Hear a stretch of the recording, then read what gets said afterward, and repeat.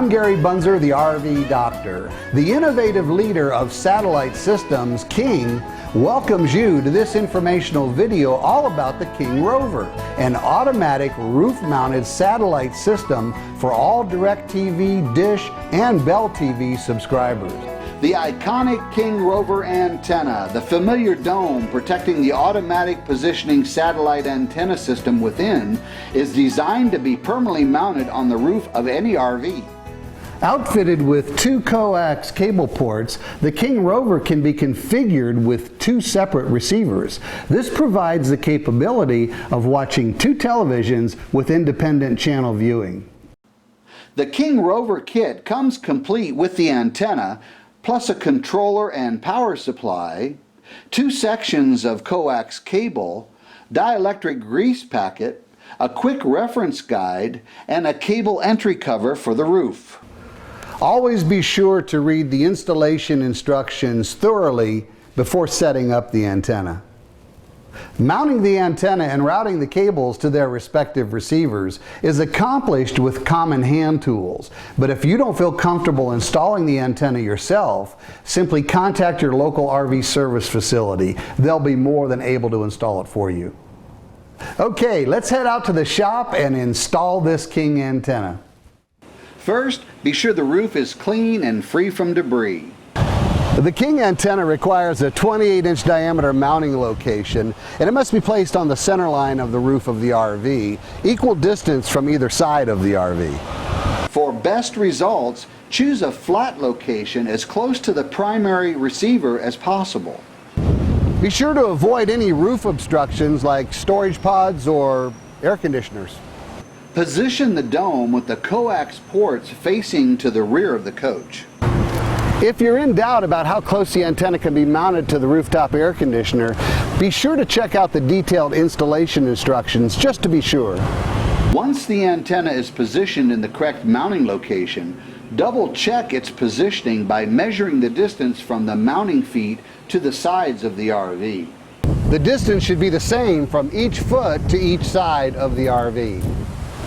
Since our roof here is relatively flat, this is a good location, but if the roof of the RV had any angle to it, it may be necessary to find a better spot. After determining the type of roofing surface and how the roof is constructed, apply an appropriate sealant to the bottom of the mounting feet and secure the antenna to the roof using the correct type of mounting screws appropriate for that roof. In most cases, simple screws will suffice, but it's vital to determine which mounting hardware and which sealant to use based on the construction of the roof itself. Double check the antenna mounting by pulling up slightly on the unit to be sure it's secure.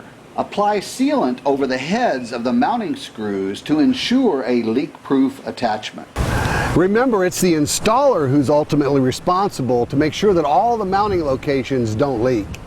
Using the included dielectric grease, pack the ends of the coax and connect the cable that will be routed to the main receiver to the connection marked main. When taking advantage of a second receiver, pack the other cable end with grease and attach it to the connection labeled aux. This cable will be routed directly to that second receiver. Take care not to over-tighten coax connections. Just snug should suffice. Next, determine where the cable to the main receiver will enter the coach. There's a nifty cable entry cover included in the kit. Route the cable over to the edge of the coach and secure it every 12 to 18 inches along its path to the entry point in the roof. Remember, it's the installer's responsibility to make sure every roof penetration is properly sealed against water entry. Do the same for the aux cable that will be routed to the second receiver if so equipped. Once you're sure there's no leaks around any of the screws you've installed, you've taken off the protective cover off the dome, let's head downstairs inside the coach and let's finish up the installation. Once you find the coax you fed down through the roof, the next task is to route it over to the compartment where the main receiver is located. For Dish subscribers, King recommends certain models of receivers. Be sure to refer to the installation instructions for those recommended model numbers. Find a suitable location for the powered controller. It will require plugging in to a 120 volt AC receptacle. There's usually room near the main receiver. Connect the main coax from the antenna to the connection marked antenna at the back of the controller. The short section of coax runs from the controller over to the satellite in port on the main receiver. If you're a Canadian RVer and want to take advantage of the Dish pay-as-you-go service when traveling in the U.S., the Rover can be easily reconfigured at the controller inside the coach. The good news is that this is a one-time only procedure. Simply follow the detailed instructions that came with your antenna for your specific receiver. To begin using the Rover, press the power button on the controller. If the unit is operating properly, the coax connection light should remain on after a few seconds, and all other lights should turn off. Now I've already turned on the television. Now I need to power up the receiver. And then I also need to press and hold the scan button on the controller for about 3 seconds. When scan is complete, the appropriate lights will be illuminated to show which satellites were actually located during the scan. Each of these lamps indicates a specific satellite. See the satellite found chart in the owner's manual. After the program guide downloads, simply select the desired channel. Keep in mind a new scan is required every time the RV is moved to a new location. If the coach has 2 receivers, route the aux cable to the rear of the second receiver, but do not connect it yet. Just remember, the programming available to the second receiver is determined by the satellite chosen by the main receiver.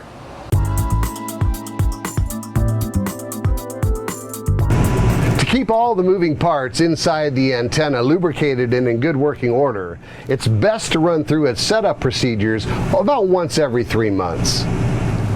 Other than that, there are no specific maintenance requirements. Just keep the antenna clean by hand washing with mild soap and water.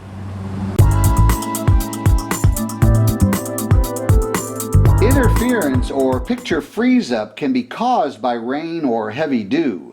This loss of the satellite signal is called rain fade. To eliminate or minimize the effect of rain fade, periodically apply Dome Magic. This helps prevent moisture from sticking to the dome, eliminating its signal blocking effect. The King Rover automatic satellite system is designed to work with standard definition from DirecTV and standard and high definition satellite television broadcasts from Dish and Bell.